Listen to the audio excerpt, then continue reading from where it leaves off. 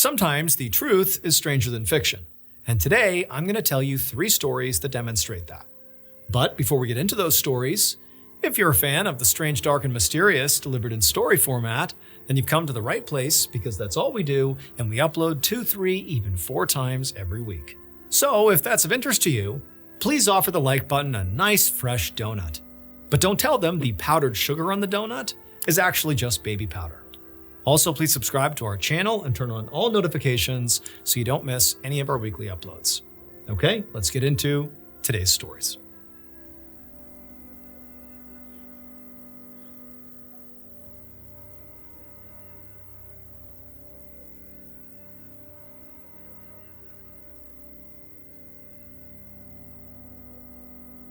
One morning in July of 1997, a man named Abdel Sadr Bedawi laid in a hospital bed in El Menouphia, Egypt, which is northwest of Cairo, and he felt horrible. But this was nothing new. So Bedawi was in his 60s, and unfortunately, he spent a lot of time in hospitals because he had chronic liver disease. It made him feel weak and tired and caused him to get really bloated and vomit pretty often. But recently, Bedawi had begun experiencing some new and even more concerning symptoms. Most recently, he'd come into the hospital because he was feeling really clumsy and disoriented. It seemed like his liver disease was getting so advanced that he was now experiencing symptoms in his brain as well. So that morning, Bedawi was on a whole bunch of medications to try to treat his liver disease, but so far, it felt like the medication really wasn't doing much of anything. He still had all the symptoms he had come in with. And so feeling really disheartened, he's just laying in his bed. There's nobody else in his hospital room. And so he's just trying to get through it minute by minute. And as he's laying there, he starts to feel really lightheaded, like way more lightheaded than he had felt at all at any point while he was at the hospital. And it was so extreme, so fast that he was going to call out for a nurse, but it was like he couldn't even make a sound. It was like his body was shutting down. And then it was like everything went black. At some point later, could have been minutes later, hours later, days later, Bedawi had no idea, but he had the sensation of waking up. Except when he opened his eyes, everything was still totally black, like he can't see anything. But in this kind of weird sensation of coming back to reality, he quickly was able to sort of feel that he still had all his limbs. He could feel his whole body lying flat on some surface, which could have been the bed he was still on, he didn't know. But he's thinking to himself, I'm alive. I can tell I'm alive. I can't see. I don't know where I am. I don't know what happened to me, but I'm still alive. But when he tried to move, it was like he felt trapped. It's like he couldn't quite tell if he was literally physically being confined in some space or if he was paralyzed. He didn't know. He just couldn't move. And so suddenly he has this wave of claustrophobia come over him that he needs to escape, and he starts screaming out for help. And eventually, somebody heard him. It would turn out 12 hours earlier, when Bedawi was laying in his bed and he could still see, and he suddenly had this extreme lightheadedness come over him, and then it all went black for the first time. Well, what was actually happening is he was going into a very deep coma. It was because of his liver disease and other ailments he had, but he goes into this really deep coma. The hospital he was at, they didn't recognize it as a coma. They thought Bedawi had actually died. And so they put him in a coffin and they put him in the refrigerator. And that's where he was when he woke up hours later. He was literally in a coffin. And the reason he couldn't move is because he was in a coffin and was physically restricted in that space. And so he starts screaming out. He's totally claustrophobic. And there were employees that actually just happened to be near the door of the walk-in fridge where all the other coffins and bodies were. And they heard him. They walked inside and they saw one of the bodies is literally sitting up in their coffin. And so when Bedawi realized what had happened here, he jumped out of the coffin and ran out of the room, vowing to never come back to the hospital. But that's not the end of the story. One of the hospital employees who went into the fridge and saw Bedawi sitting up in his coffin, basically was one of the people who freed Bedawi. They were so shocked by what they saw. Remember, they don't know that he was still alive. They think they've walked into the fridge and a dead person is sitting up like a zombie and is now like talking to them and running out of the room. That was so terrifying for them that they literally had a heart attack and died. And where were they placed after they were dead? In Bedawi's literal coffin.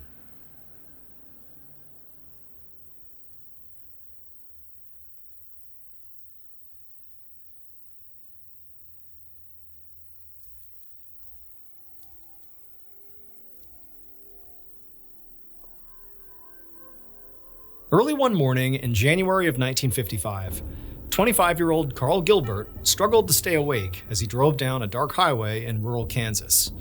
Carl had been driving since about 3 in the morning because he was on his way to an early morning meeting at a college that was over 200 miles away. He didn't want to be late.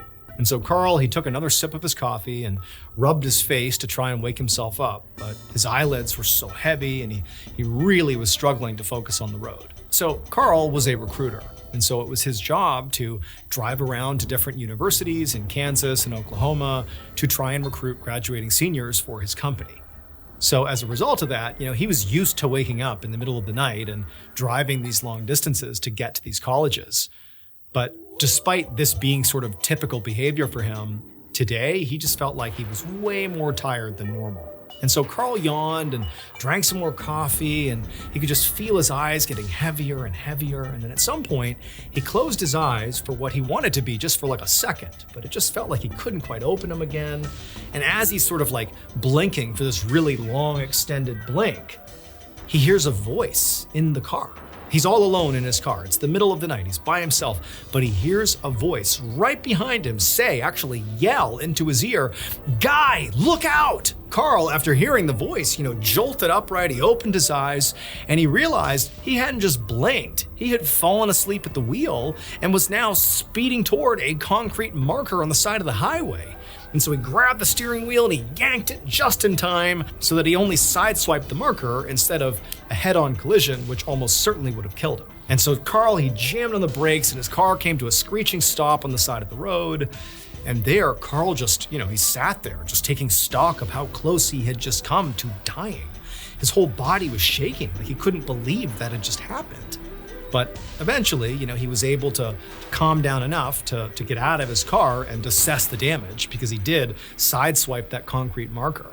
And when he got out and looked, he saw the damage was actually kind of bad. There was 2 flat tires and the whole side of his car was totally smashed up and scraped. But ultimately, Carl really didn't care. He genuinely felt thankful to be alive. Later that morning, Carl sat at a diner just a few miles down the road, eating some breakfast and reading the morning paper. A passing car had pulled over and helped him patch up his own car just enough to drive to the meeting and then also drive to this diner to get something to eat. Carl still felt very rattled from nearly getting into a very likely fatal car accident. But even more than just the fact that he nearly died, is Carl now was thinking a lot about that voice that had yelled in his ear and had woken him up and essentially saved him from smashing into the concrete marker. But what really stood out to him was that this voice had not called him Carl. It didn't say, "Carl, wake up." The voice had said, "Guy, watch out." Guy, called him Guy, and Guy was not his name. But Carl actually had a childhood friend named Peter who called him Guy as a nickname. He was like the only person who called Carl Guy. And as Carl thought about this voice, he started to think that the sound of the voice really sounded an awful lot like Peter. And so it sounds like Peter, and they're calling me Guy? Like, was that Peter talking to me? Like, that didn't make any sense. Now, keep in mind, what Carl is actually thinking is like his subconscious has like channeled a voice to save himself. He's not literally thinking that, his friend Peter is sitting in the back seat telling him to watch out, but he's just thinking to himself, Carl is, why wouldn't it be like my mom or like, a relative, coming in and saving my life if it's my subconscious doing it? Why Peter? Like, Peter was so random if that's what it was. Carl and Peter had kind of drifted apart as they grew up. I mean, they were still in touch, but Carl lived in Kansas and Peter was in the military serving at a naval air base in Texas. Like, there was no special reason why Carl would hear Peter's voice instead of somebody else. It felt like a completely random thing. Eventually, Carl's thinking that it just must have been my brain firing off in this panicked moment trying to save my life, and for one reason or another, it came through as like Peter's voice calling me Guy, whatever. And so ultimately, Carl just went back to eating his breakfast and reading the newspaper. But when he flipped the page over and looked at the headline of the next page, he froze. The news story was actually about Carl's childhood friend, Peter. Peter had just died in this horrific military training accident. Specifically, he had died in a crash just hours before Carl heard the sound of some man's voice saying, Guy, look out. The only person that ever called Carl Guy was Peter. And so Carl could never explain how or why any of this happened. But what he always believed is that in death, his friend Peter saved his life.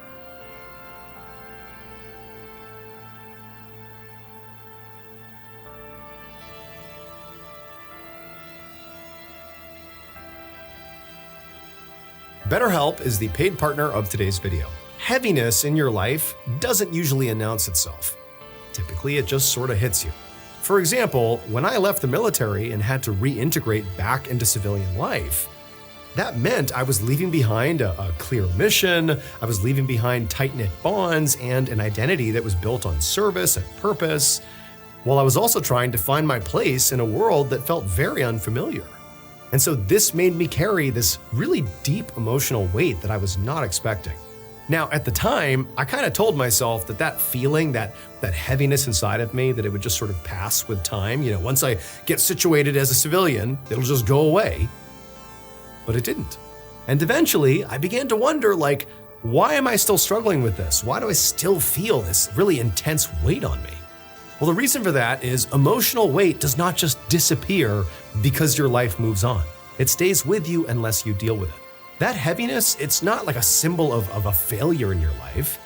In reality, it's just your brain holding on to what at one point was keeping you safe. Now, if you're feeling this way, having some awareness around this definitely helps. But untangling it, getting this weight sort of off your shoulders, often requires someone trained to help you let it go. The new year is not about pretending the past didn't happen. It's about finding support that helps you feel lighter moving forward. A great starting point for anybody who thinks they could use this type of service is BetterHelp. With over 30,000 licensed therapists, you'll have access to a diverse community of professionals across different specialties, backgrounds, and locations. Click the link in the description or go to betterhelp.com/MrBallen for 10% off your first month and take a step toward feeling lighter in 2026.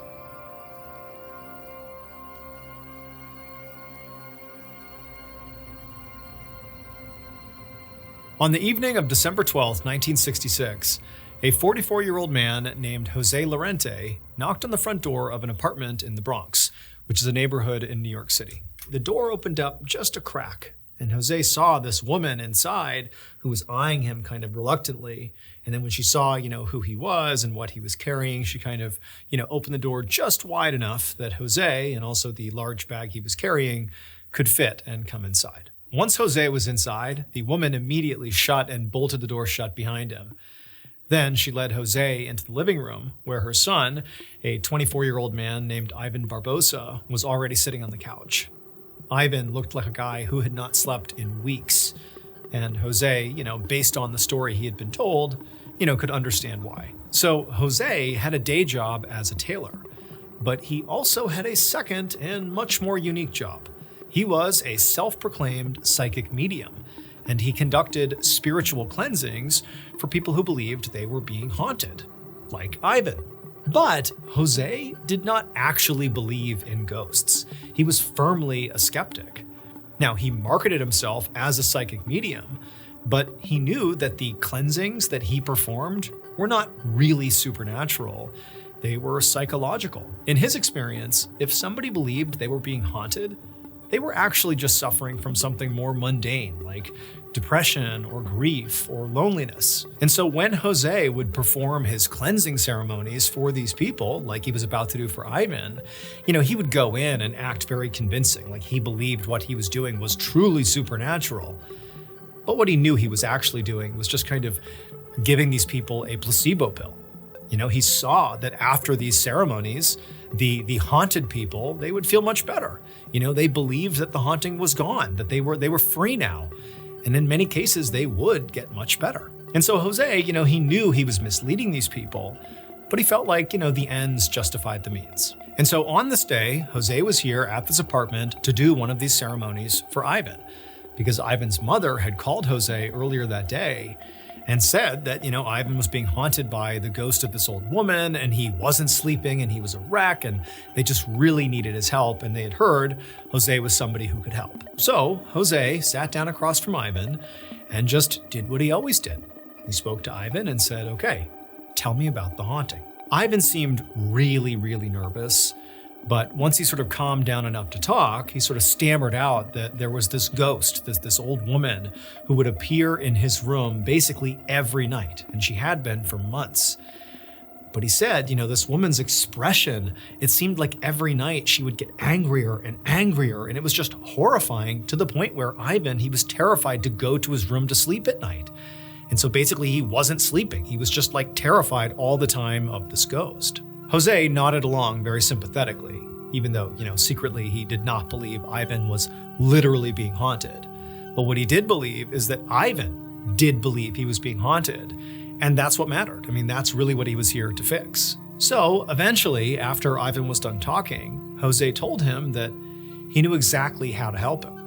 He explained that they were going to perform a seance so they could contact this old woman's spirit and basically ask her to leave Ivan alone. Ivan looked very doubtful, but Jose reassured him that he had done this many times before and usually this works. And so Ivan ultimately said, "Okay, let's do it." So Jose reached over and he opened up his large bag he had brought, and he began taking out the supplies that he had brought along for this seance. The first thing he did is he pulled out these big black sheets and he put them over the TV and the radio, because in his experience, this was a good sort of overt way to symbolically shut out the outside world.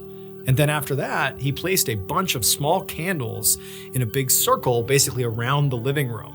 And in the center of the circle, in the middle of the living room, was a coffee table. And he placed this really old-looking Bible on the coffee table. And then he also put some incense on the table next to the Bible. And then he lit all the candles in the room and he lit the incense. Finally, Jose shut all the blinds in the apartment to make sure the room was as dark as possible. And then he asked Ivan and his mother to come over and sit within the circle of candles, basically on the floor in the middle of the living room, right near the coffee table. And so once all of them were sitting down, basically in a mini circle of their own, Jose began by grabbing that old Bible and reading a prayer out of it. And then afterwards, he closed the Bible, put it back on the table, and then he told Ivan and also Ivan's mom to go ahead and hold hands. All three of them were going to hold hands. And then once they were holding hands, Jose took a deep breath and told them all to close their eyes. And then once they had, he did what he always did at these seances. He spoke in a very calm, clear voice and asked any spirits in the room to please give a sign that they could hear him. Now, typically Jose would, wait to hear some natural sound in the building, like the sound of the building settling, or maybe a gust of wind to rattle the windows, or any sound, basically, that he could then attribute to a spirit in the room. And then if for some reason some natural sound didn't occur once, the people's eyes were closed, Jose would sometimes tap his foot while everybody else wasn't looking. And he would say, "Oh, that's the spirit, that's the ghost making contact with us." And so for a minute or so, Jose was totally quiet, holding their hands, their eyes are closed, and he's just listening for any sounds that he could use. And when none came, he was about to tap his foot and sort of initiate the seance that way. But then something happened that Jose had never experienced before. It felt like his entire body suddenly got shocked by like an electric current. His body went rigid and he couldn't move, and then his vision just went completely black. Then there was like this series of bright, confusing images that flashed through his mind. He saw a cup of hot chocolate rattling on a table.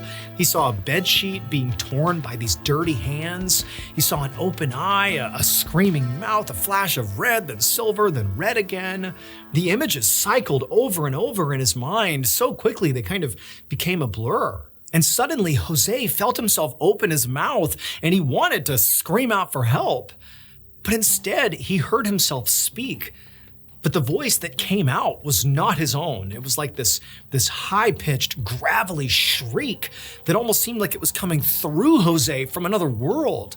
There was a rhythm to it, maybe words, but everything was happening so fast, and the images were still cycling through his mind, he couldn't make sense of anything. But then just as quickly as all of this had begun, the voice that was coming through him stopped, Jose's mind went completely blank, and his body went limp. And he sort of slowly came to, and he found himself lying on the floor, feeling completely disoriented. For a second, he didn't even know where he was, but then he kind of came to, and he realized he was in the living room of this apartment. He saw all the candles in the circle. He remembered he had come here to do this seance, but clearly something had gone wrong. And now also he found his body was sore and his throat felt raw. Like, what just happened? He didn't even know. Now, as Jose is sort of coming to and realizing like, okay, I'm back to reality, the first thought he had as he processed whatever that was that he must have had some kind of seizure and that he now very likely needed medical attention. But as he began to look around the room and really take stock of his surroundings, he noticed three things. 1, the front door of the apartment was wide open. 2, Ivan's mother was staring at him with this completely horrified expression, like Jose was possessed. And 3, Ivan was gone. Jose asked Ivan's mom, like, what happened? Where's Ivan? What's going on? And what she told him completely contradicted everything Jose thought he believed about ghosts and about seances. According to Ivan's mom, during the seance, Jose had at some point entered some kind of a trance. At first, his body had gone sort of rigid, then his eyes rolled back in his head, and then he kind of sat upright and looked right at Ivan. And as he did, he began speaking in this shrill, gravelly voice that almost sounded like an old woman. She told Jose it really sounded like it was the ghost that apparently had been haunting her son, like she had taken over Jose's body. And then, this ghost, apparently speaking through Jose, had said something to Ivan that was so horrifying, Ivan had literally jumped up and sprinted out the door. Now, Jose, he's hearing this and he can't believe what she's saying, but he's also thinking like, this woman has already convinced herself her son is being haunted by a ghost. She's just confirming whatever's happened here must have to do with the ghost. Like, none of what she's just said could have happened. Like, that is absolutely not possible. I clearly just had some sort of medical emergency. Like, I did not get possessed by a ghost. Even though somewhere in the back of Jose's mind, he doesn't know what's happened to him. He can't make sense of what's happened, but he's telling himself there is a logical explanation for this. It can't be ghosts. But at the same time, Jose also felt kind of bad because clearly, this medical event that he believes he's gone through had frightened Ivan so badly, who was already very mentally fragile, that he's fled off somewhere. And now who knows what he's doing, but at this point, Jose just felt like this whole thing had gone completely off the rails. He didn't want to be here anymore. He wanted to stop pretending to be a psychic medium. And so he just stood up, he gathered his things, he apologized to Ivan's mother, who was telling him, please stay, like, we got to figure out what's going on here. But he said, I can't. I have to go. I'm sure Ivan will turn up soon. I'm sorry, best of luck to you. And then Jose walked out the door and went home. Now, after Jose got home, he wasn't thinking that Ivan was in any real peril. He just felt like, Ivan got spooked and he will come back eventually. Like, there's no real risk here. They're dealing with some sort of mental breakdown. They're not really being haunted. He'll be back. Everything's fine. But Ivan didn't come back home. And after enough time passed, his mother called the police and they began looking for him. And eventually they would find Ivan. He was in a hotel room one town over and he was dead from an obviously self-inflicted gunshot wound. Now, at first, the police just decided, okay, this is a classic case of a guy who has taken his own life, and that was really all there was to it. But Ivan's mother, when she heard that, she was adamant that they were wrong. There was more to this story. And she began telling the police over and over again that you have to talk to Jose. Because right before my son bolted and took his own life, we had this seance with Jose, a psychic medium, and Jose, he said something to my son that has to be part of the reason he ultimately died. Now, before I tell you what we believe happened to Ivan, we need to step back and sort of understand who he believed was haunting him. Because he didn't just believe some random woman, some old woman was haunting him. He believed the person haunting him was this woman named Elsie Litt, who had actually lived in his neighborhood, but had been murdered 9 months before that seance where he fled and then ultimately died in the hotel room.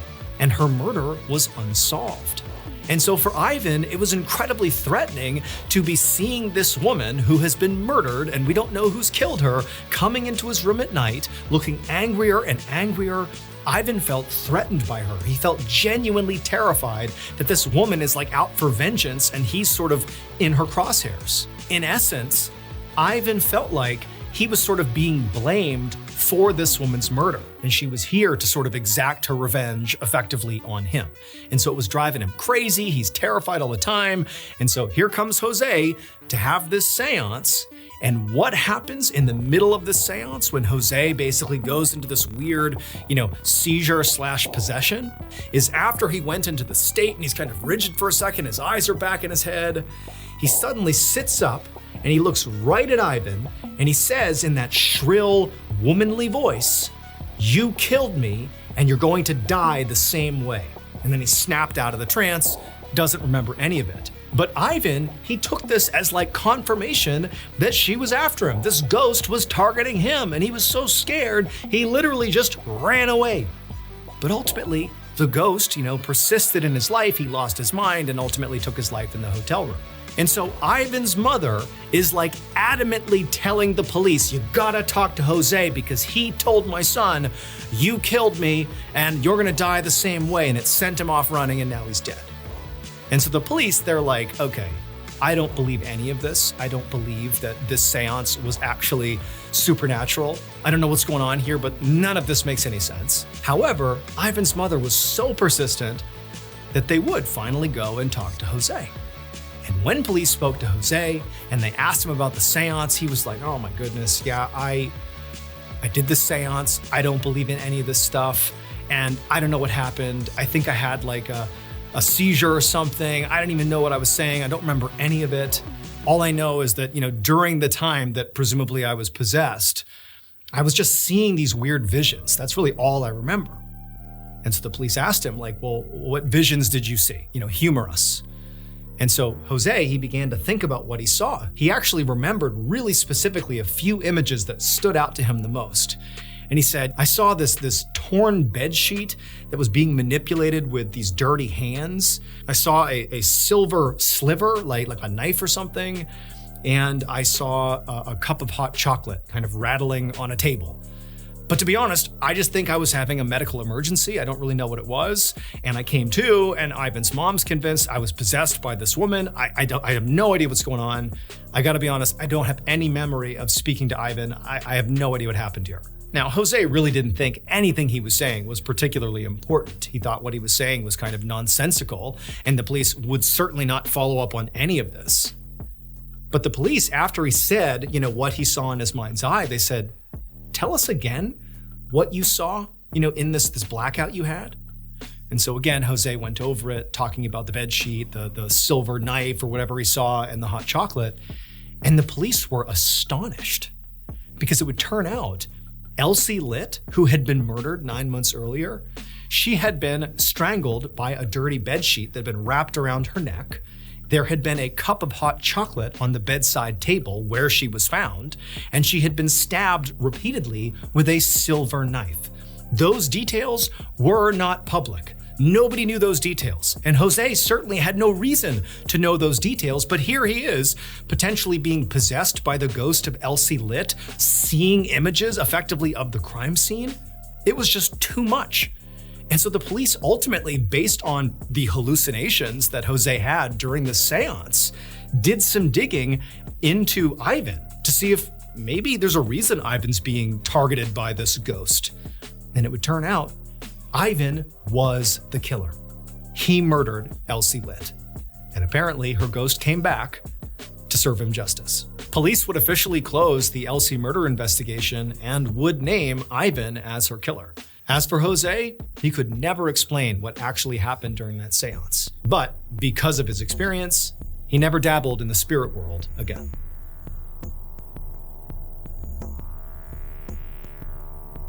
Thank you so much for watching. Let me know what you thought of today's episode in the comments. And remember, we have hundreds of videos for you to binge right now. But if you're looking for a recommendation from me of that one video that's worth your time, well, it's this one right here. So give it a watch.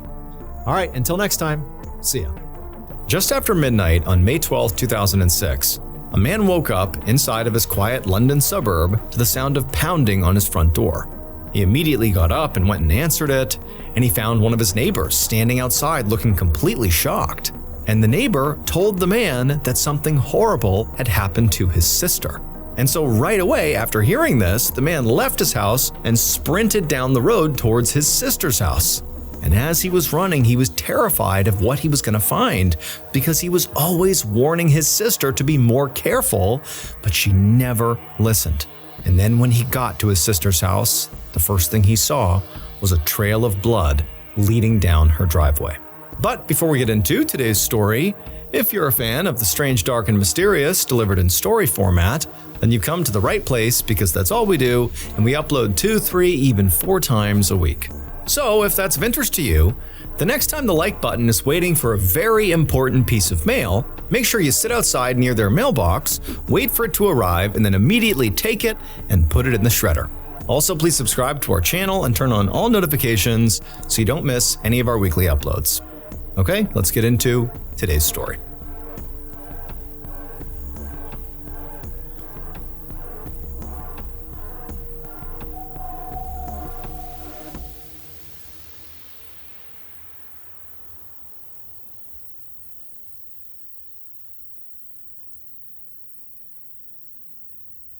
On the evening of May 11th, 2006, a 29-year-old hairdresser named Nisha Patel Nasri sat down for a rare break in between clients inside of her hair salon in the Wembley district of London. Nisha had opened up the salon when she was just 18 years old, and she'd been running it herself for the last 11 years. And in that time, she'd attracted around 2,000 regular customers, which was already very impressive, but it was particularly impressive because this was not like a big salon on a bustling city street. Instead, it was a tiny shop on a quiet residential road way out in the northwest suburbs of London. She actually ran the salon out of a single room in her brother's house, but through hard work and sheer talent, she had grown it into a thriving business.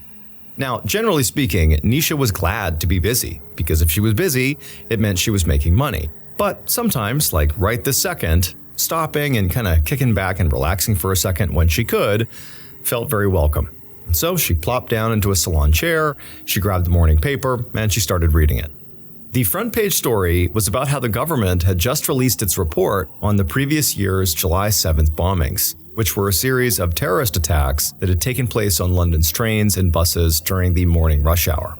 Now, it had been almost 10 months since these horrific attacks, but Londoners still did not feel safe. Because of this attack, there was this growing fear of really all types of violent crime that could be visited upon them. It just felt like this shattered their worldview.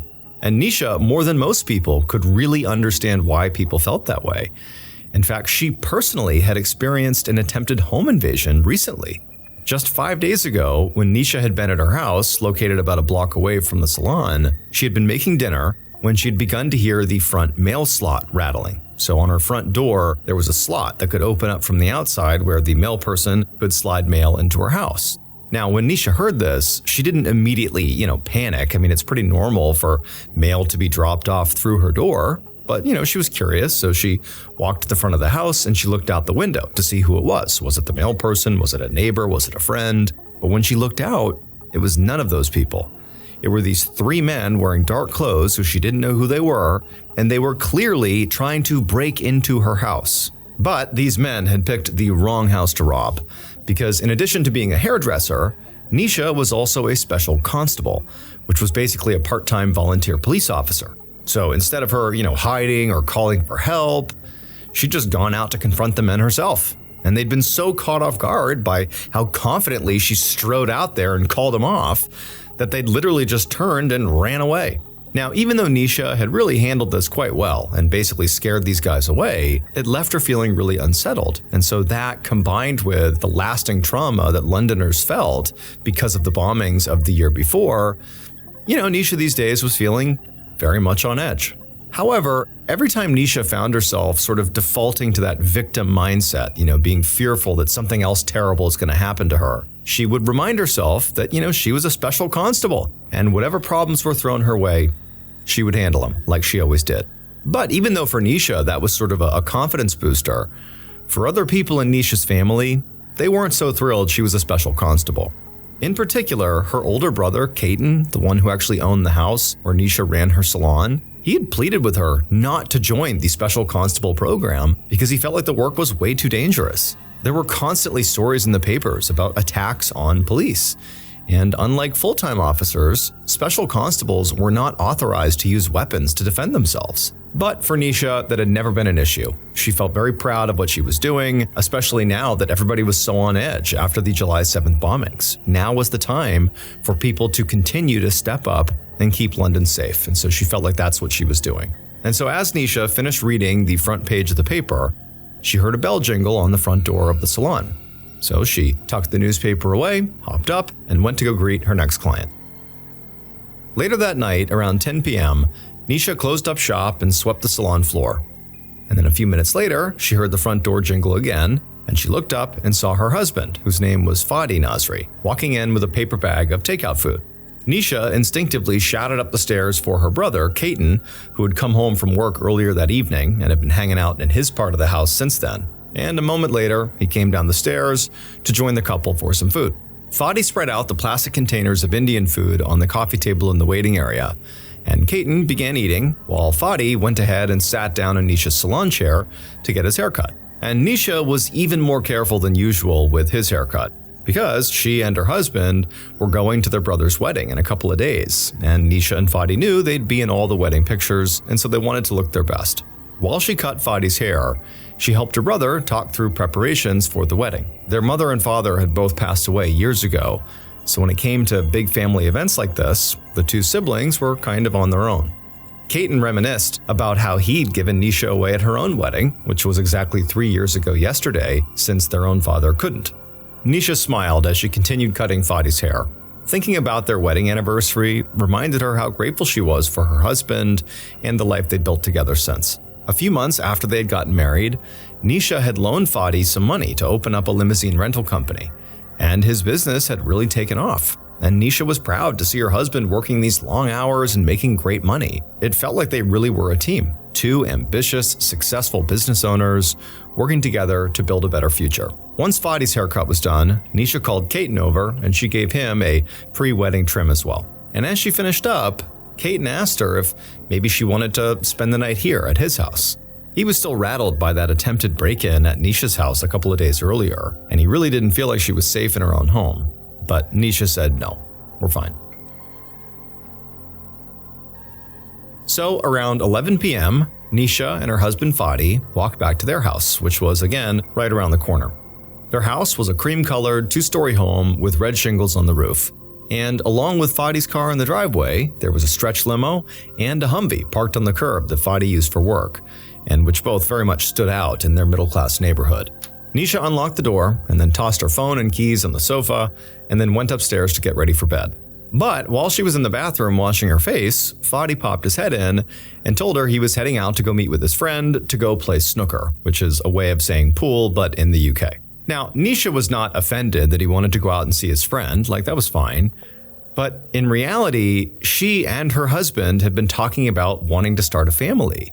And for the most part, they both agreed that now was the time to, try to have kids. And so when she was thinking about tonight, she was thinking, maybe we could, try to have a baby tonight. But it just seemed like not only tonight, but just generally speaking, every time there was like a window to, try to have a kid, Fadi was either too tired or he was going out with friends, or it just seemed like he would say he was interested, but then when it was time to actually do the thing, he was nowhere to be found. And so it seemed like that was happening again tonight. But it was late and Nisha didn't feel like arguing with her husband, so she dried her face and just told Fadi to have fun with his friend. A few minutes later, as Nisha brushed her teeth, she heard the sound of her husband's car pulling out of the driveway. A little bit later, she went downstairs and turned off the lights and locked the doors, and then went back upstairs and crawled into bed alone. But then, about 30 minutes later, right as Nisha is about to fall asleep, she hears these footsteps in her house, and she didn't hear the sound of her husband return home. She just hears these footsteps downstairs. And so she sits up and she's hearing these sounds, and she thinks to herself, it could be my husband. Or because just less than a week ago, somebody tried to break into her house, she's thinking, are they back? Has someone broken into my house? And so not sure who was down there, she got out of bed quietly, grabbed a flashlight, tiptoed out of her room, and then began heading downstairs to see who was in her house. A few minutes later, one of Nisha's neighbors was woken up by blood-curdling screams in the street outside his house. He jumped out of bed, went to the window, pulled back the curtain, and when he looked out, he saw Nisha limping down the street in her nightgown with a flashlight in her hand. And so the neighbor instinctively called for an ambulance and then rushed outside to help Nisha. And when he caught up with Nisha, she was hobbling back up her own driveway, and he asked her if she was okay, and she just choked out that she'd been stabbed. But before she could say who stabbed her, she collapsed onto the pavement, clutching this bloody spot on her thigh. At this exact moment, the neighbor looked up from Nisha, and he saw a man in a hooded sweatshirt running away down the street. By this point also, more people were trickling out onto the road, and another woman ran over to Nisha and put a towel on her leg and began pressing on the wound. And then as soon as the first neighbor who had gone outside and seen Nisha, as soon as he heard the ambulance coming down the road, he stood up and he bolted down the road to go find Nisha's brother and tell him what had happened and what he had seen. Over this past winter break, when myself, my wife, and my 3 kids were home, I was sent this package of My Mochi, which is like ice cream, these little bites of premium ice cream wrapped in this sweet, chewy dough. And I was told, like, hey, try this out, see if you like it, and see if you want to advertise this product. And I'm like, all right, I obviously tried the product, and I am hooked on My Mochi. Like, seriously, I was blown away by how good these things are. I was sent strawberry, mango, and cookies and cream. And let me tell you, cookies and cream is out of this world. It's so refreshing. That's the way my wife and I refer to My Mochi, as being like very refreshing. And so we plow through all this mochi we got sent, and literally we went out before this big snowstorm. We went out to the grocery store before it shut down because of the storm, just to buy all the mochi we could. Crushed it. It's so good. It's only 70 calories. It's gluten-free. It's so good, you gotta try it. My Mochi, it's the best. Each purple box comes with 6 perfectly portioned mochi snacks, available in mouth-watering flavors like strawberry, mango, and cookies and cream. Cookies and cream, really quite good. Feel joyfully chill with every bite of My Mochi ice cream. Look for the purple box of My Mochi ice cream in the freezer aisle of your local grocery store. It's really, really good.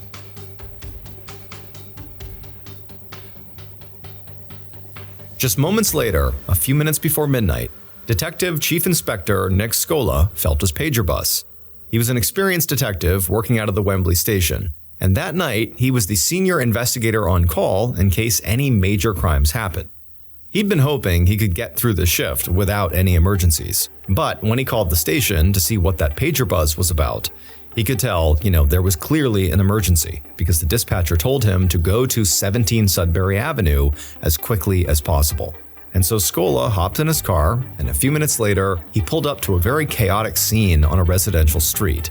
In the driveway of a cream-colored house with red shingles, paramedics were loading this young woman into an ambulance, and police officers were already cordoning off the area with tape to keep a crowd of very rowdy and restless neighbors away. As Scola walked closer to this house, he saw there was a trail of blood on the driveway. He flashed his badge to the other officers standing guard around the house, and they all lifted the crime scene tape to let him come inside. One of the officers told Scola there had been a stabbing, and the victim, the young woman, was in critical condition. And while the officers were debriefing him on what they knew so far, Scola noticed a car pull up out on the street, and a man got out of the car and began running towards the house, and as he did, he was clearly crying and screaming and just basically hysterical. As he got close enough, Scola heard this man frantically tell the paramedics that he was the victim's husband. And so Scola saw this happening and just made a mental note to make sure he interviewed that guy as soon as he had any idea what he was dealing with. Scola looked around and he noticed right away that there was a stretch limousine and also a black Humvee parked in front of this house, which, obviously those are expensive. And so, maybe those attracted burglars to the house and, maybe she was there when burglars went inside. So wrong place, wrong time. But when Scola walked up the driveway past the forensics team who was already taking photos and collecting evidence, he noticed that the front door and the windows near the front door had no signs of forced entry. There was no damage done. And then also when Scola went around to the back of the house, the back door, the other entrance into the house, also did not show any sign of forced entry. And then when Scola went into the house, he noticed that in the living room, there was nothing broken or anything out of place, and in fact, he even saw a wallet and a stack of cash sitting out in the open, totally untouched. And so even though his initial theory was robbery, it was starting to look less and less likely. Scola left the living room and went into the kitchen, and there he noticed there was a butcher block that was clearly missing one of its knives. And this butcher block was at the very back of the counter behind a bunch of other items, including a row of champagne glasses that did not look like they had been disturbed. So he figured that, this knife could not have been taken during a struggle, like somebody, fighting with the victim, they grab the knife and then they stab her. The knife had to have been taken when there was relative peace in the house. Otherwise, those champagne glasses and the other stuff near the butcher's block would have been toppled over, and they weren't. And so Scola began to kind of piece together a working theory of what could have happened here. And what he came up with was the victim, the young woman, must have heard a noise that spooked her. And so she wound up going into her kitchen and she carefully got her knife to protect herself and then maybe stepped outside to investigate this noise. And as soon as she got out there, her attacker or whoever was out there making the noises, maybe they were trying to break in or something, they must have seen her, they get into some sort of altercation, the knife gets pulled out of her hand, and then she is stabbed with her own knife. Now, of course, this was really specific, and Scola had no idea if this was true or not, but it would sort of explain away all the anomalies he was seeing so far. A few minutes later, Scola went outside to speak to some of the neighbors who had gathered in the street. And one neighbor told Scola that he had actually seen a man in a hooded sweatshirt running away from the scene. But this neighbor said he had not seen the man's face, so he didn't know who it was. And so at this point, Scola figured the next thing he would need to do is just speak to the victim once she was stable, because she would obviously be able to give a better description of what happened and who her attacker actually was. But unfortunately, less than an hour later, while Scola was still at the crime scene, just kind of taking it all in and asking basic questions and gathering some evidence, he got a call from the hospital. His stabbing victim, Nisha Patel Nasri, had actually bled to death on the way to the hospital, which meant this was officially a murder investigation.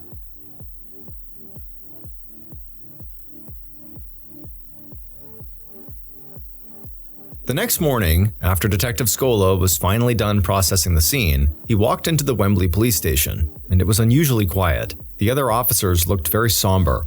A little bit confused, Scola asked one of his colleagues what was going on here, and she would tell him that the victim, Nisha from last night's murder, was one of their own. She was a special constable, and plenty of officers in the Wembley station had worked with her.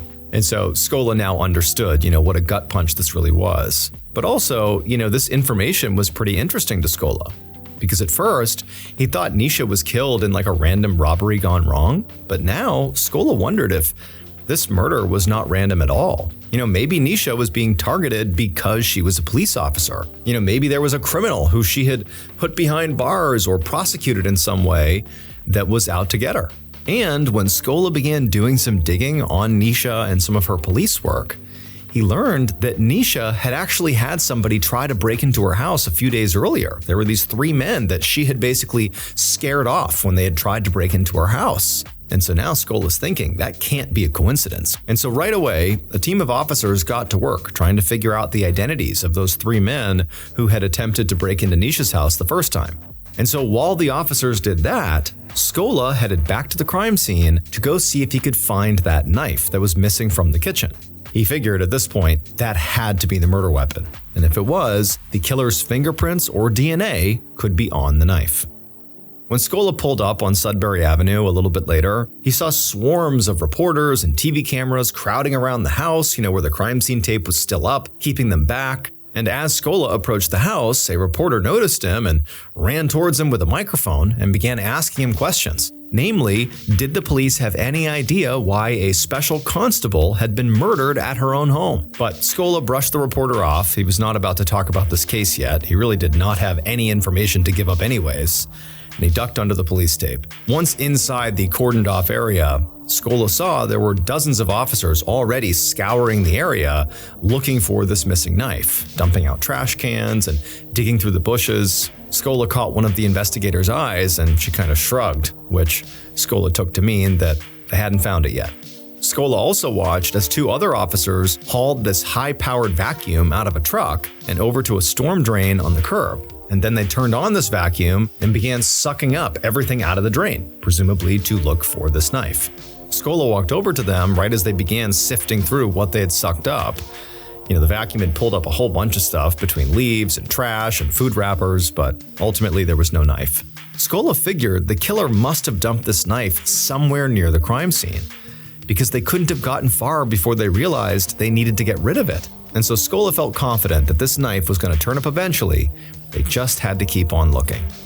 In the meantime, Scola went back inside the house, where he found a pair of investigators sitting in the living room with Nisha's husband, Fadi. And Fadi had his phone out and he was playing a recording of this woman shouting violent threats. One of the officers who saw Scola pulled him aside and caught him up to speed. They said that Fadi had a solid alibi for the time of Nisha's murder. He was with a friend playing snooker a few miles away, and that friend had already confirmed it.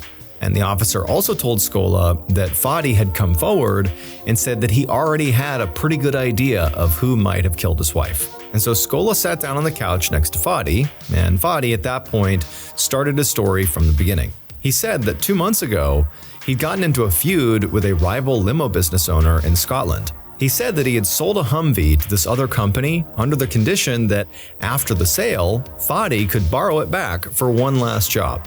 But the other company's owner had gone back on the deal and refused to let him borrow the car after the transaction.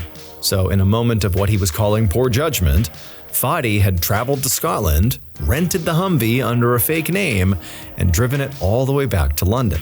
But then Fadi said while he was driving back to London, clearly the other owner figured out what Fadi was up to because they gave Fadi a call, and Fadi recorded the voicemail they left. And so Fadi played the recording of this other business owner for Scola. And Scola, he heard this woman screaming over and over again that she was going to kill Fadi and his wife if he didn't bring her Humvee back. And as Scola listened, he thought this woman did not sound like she was joking. This seemed like a real threat. Now, Fadi said he did return the Humvee. He gave it back to the business owner, and so she no longer had a reason to kill him and his wife. Still though, Fadi felt strongly that, this woman really had it out for them, and so he wanted the police to look into her. And for Scola, they really didn't have that many leads to think of, and so he figured he would check it out first. So he took Fadi's phone to download that audio recording and also all the call logs, and then he promised he would send a team to Scotland to look into this right away.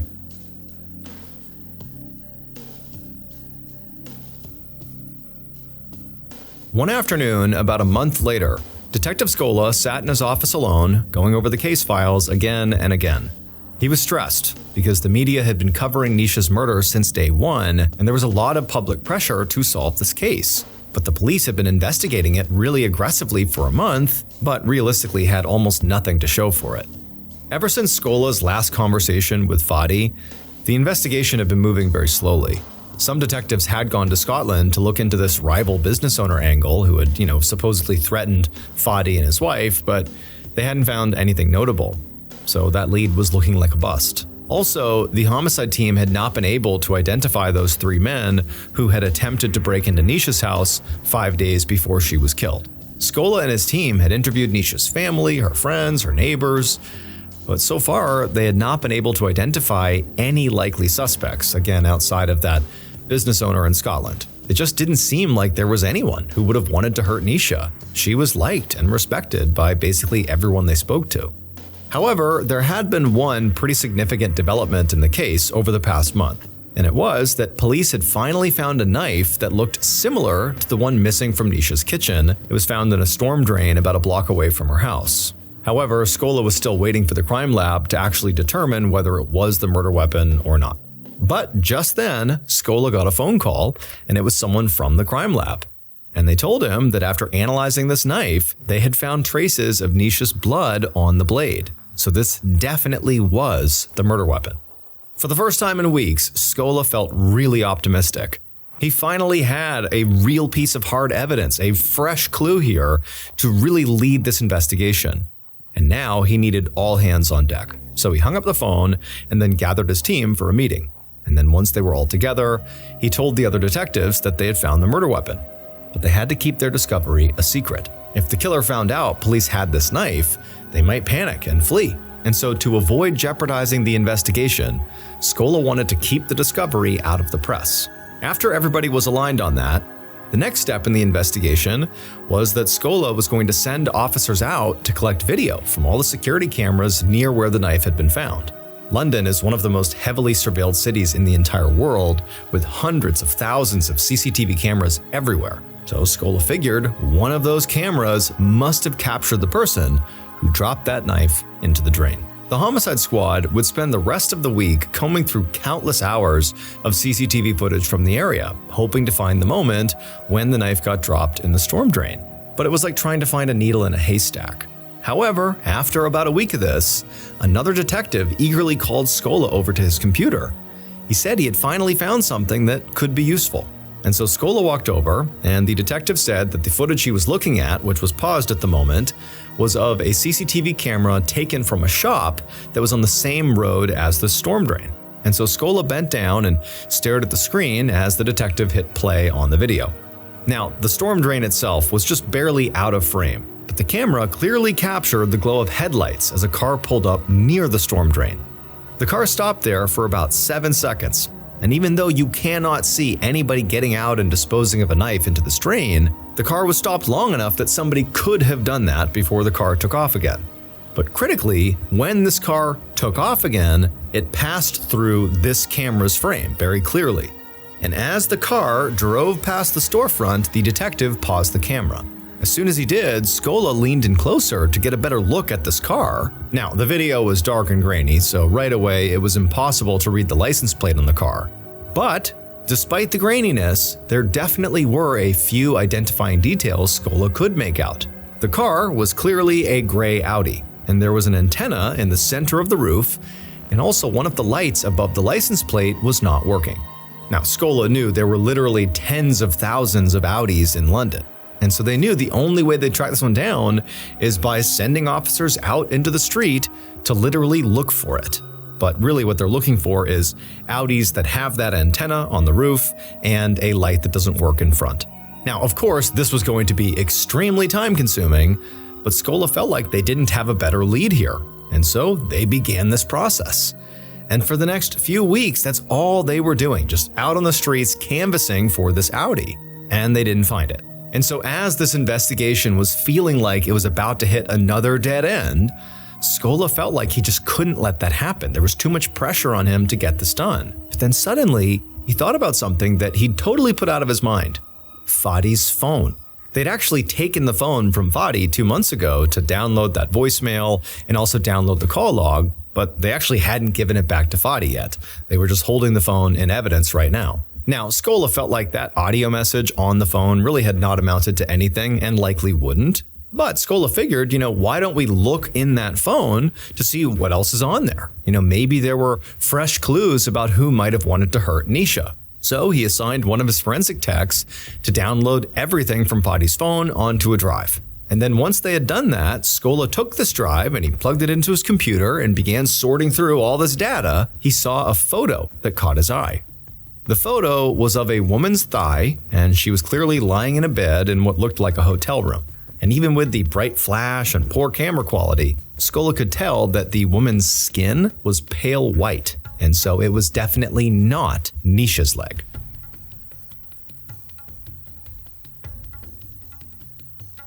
After finding this photo on Fadi's phone, Scola immediately drove to Nisha and Fadi's house. And when Fadi opened the door, Scola stepped inside and showed him the photo and asked him point blank if he was having an affair. Fadi right away said no, and he insisted he would never do that to Nisha, and the woman in the picture was literally just a friend. Now, Scola immediately felt like Fadi was lying. He did not believe him for a second.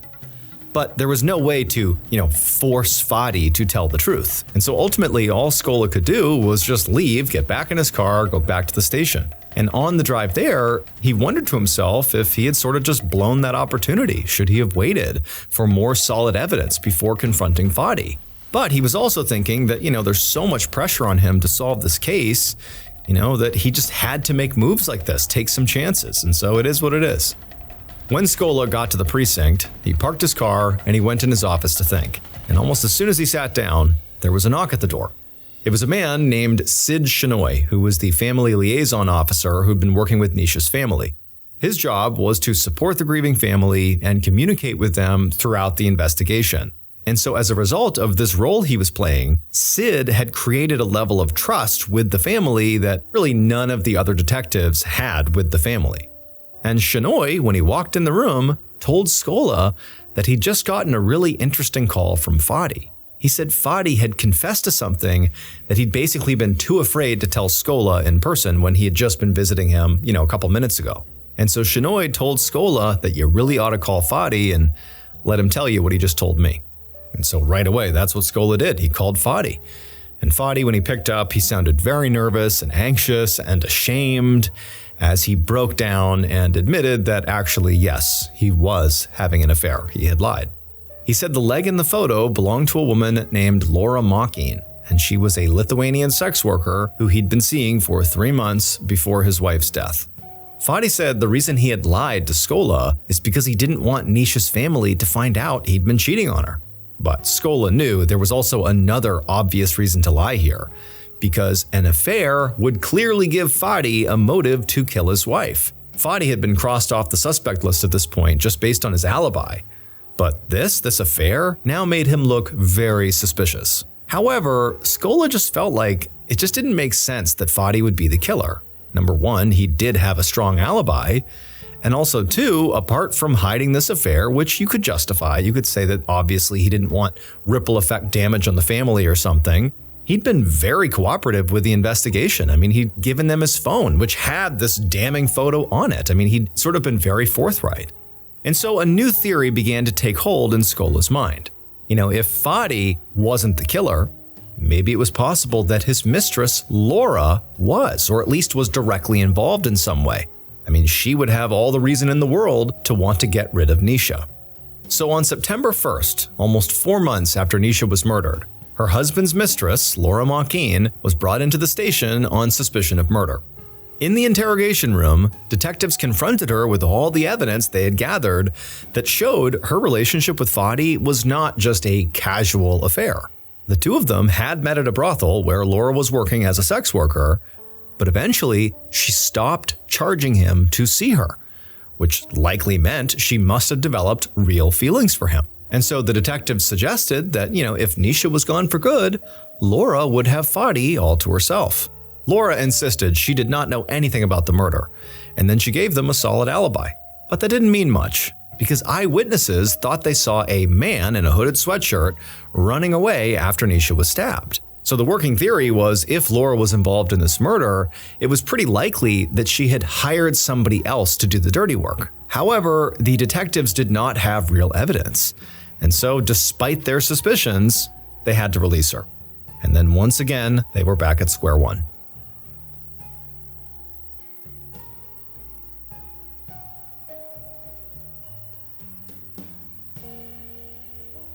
However, not long after Laura was allowed to go home, Scola was walking through the precinct when the family liaison officer, Sid Shenoy, came running up behind him. Shenoy told him that he just had a very interesting conversation with Nisha's brother, Caton. Caton had told him that after finding out about Fadi's affair, he had been furious. The whole family was so upset about it. And Caton said that now that he really had this horrible opinion of Fadi, he felt comfortable sharing something about Fadi that he had been keeping to himself. Caton told Shenoy that he thought Fadi might not be the professional businessman he pretended to be. Instead, Caton said that Fadi might actually be involved with something criminal. According to Caton, Fadi had said there were a lot of sketchy people in his contacts, and he was worried about what the police might find on his phone. But Caton said that Fadi had not been specific about what he meant when he said sketchy people. He didn't know what he was saying or why he was involved with them. And so after hearing this, Scola told his team to go through Fadi's phone records and run the name of every person who appeared in his call log. And apart from all the calls back and forth to Laura, the mistress, there was one other name that jumped out, a convicted drug dealer named Roger Leslie. And when Scola saw this, he realized that he might have been approaching this investigation all wrong. He'd really struggled to find suspects because there was no one who would have wanted to hurt Nisha who didn't have an alibi. But now he realized that maybe that was the case because Nisha was not actually the killer's target. Maybe the target was Fadi. If Fadi was involved in the drug trade, then anyone could have come after him for any number of reasons. It could have been a drug deal gone wrong, or retribution for a debt he didn't pay, or even maybe a hit by a rival gang. He didn't know, but there was way more possibilities here. And the more Scola dug into Fadi, the more suspicious evidence he found. He learned that before Fadi and Nisha got married, Fadi had run an escort agency. He'd closed it down and started a more legitimate business 3 years ago, but Scola knew there could be any number of former employees or customers wives who might still have a problem with Fadi. And then there was that threatening voicemail from the rival limo company. I mean, that whole story made it seem entirely possible that Fadi could easily get wrapped up in very serious business disputes, which meant there could be more disgruntled rivals out there. Basically, it seemed entirely possible that there were loads of people out there who might have had it out for Fadi, not Nisha. And so that became the new direction of this investigation. And so the first person Scola looked into with this new direction was Roger Leslie, the drug dealer who had made a few calls to Fadi. However, there was one issue that kept Roger from becoming a primary suspect. He didn't own a gray Audi. So if he was involved in the murder, he probably didn't work alone. And so the police set up a trace on Roger Leslie's phone, hoping that his call logs would lead them to an associate who did own a gray Audi. And eventually, they sure did. And that person who owned the gray Audi was the missing piece that made the whole puzzle come together. Based on those call logs and all the other evidence found during this investigation, the following is what police believe happened to Nisha Patel Nasri on May 11, 2006.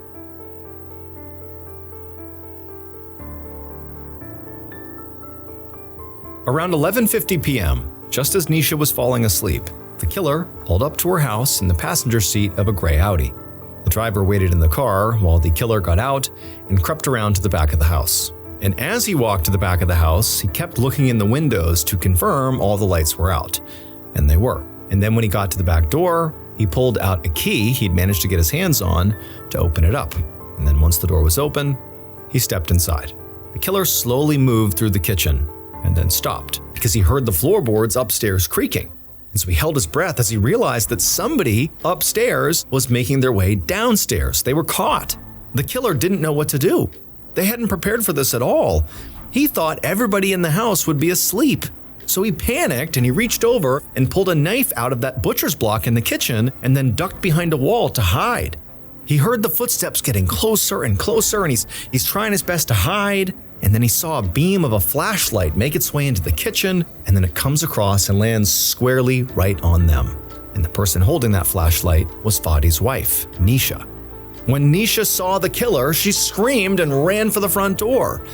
But the killer knew he could not let her get away because now she'd gotten a clear look at his face and he was caught. So he chased her outside, out into the driveway, clutching that kitchen knife in his hand, and about halfway down the driveway, he tackled her and then sunk the knife deep into her thigh.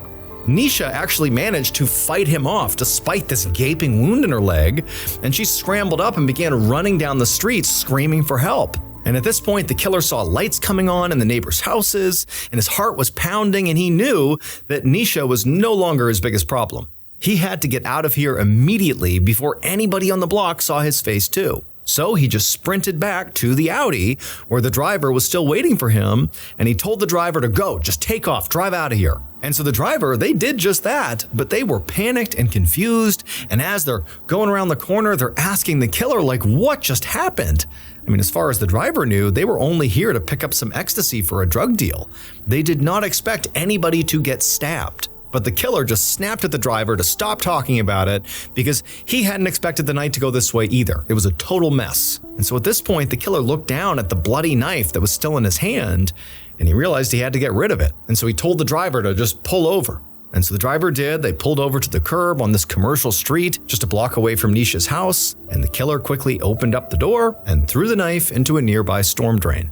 Then he slammed the door shut again, and as the Audi careened down the road, the killer took the driver's cell phone out of the cup holder and called the man who'd hired him to tell him everything that had just gone horribly wrong. The person he called was the drug dealer, Roger Leslie. However, when Roger got off that phone call with the killer, Roger immediately called the person who'd hired him. Roger had actually been hired to pull off a hit, but he didn't want to get his own hands dirty, so he'd outsourced the job. But now, after having spoken to the killer about this botched hit where basically they stabbed her and they had no idea if she actually was going to die or not, in fact, the last thing they saw was her running down the road screaming for help, now Roger knew he would have to explain himself to the actual mastermind of the murder plot, the person who'd given him the key to get inside. And that person was indeed Fadi Nasri, Nisha's husband. It turned out that Fadi was involved with a bunch of criminals, but they weren't after him, they were his friends. Because even though Fadi pretended to be this successful, legitimate businessman, he really was not. He was deep in debt, and he'd paid Roger Leslie to kill Nisha for the life insurance money. That way he could pay his debts and then also run off with his new mistress, Laura. And so while Nisha had been wanting to start a family and was starting to sense that maybe Fadi was not fully committed to that idea, well, her instincts were good because it turned out Fadi did not want to start a family with her. He wanted to kill her and move on. According to prosecutors, that earlier break-in at Nisha and Fadi's house a few days before she was killed was very likely either a reconnaissance mission or a failed first attempt to kill Nisha. In the end, 4 people were arrested and charged with Nisha's murder. They were Fadi Nasri, Roger Leslie, the hitman who actually stabbed Nisha, his name was Jason Jones, and the driver of the car, a man named Tony Emanuel. Now, the driver was acquitted, but the other 3 men were all convicted and sentenced to life in prison.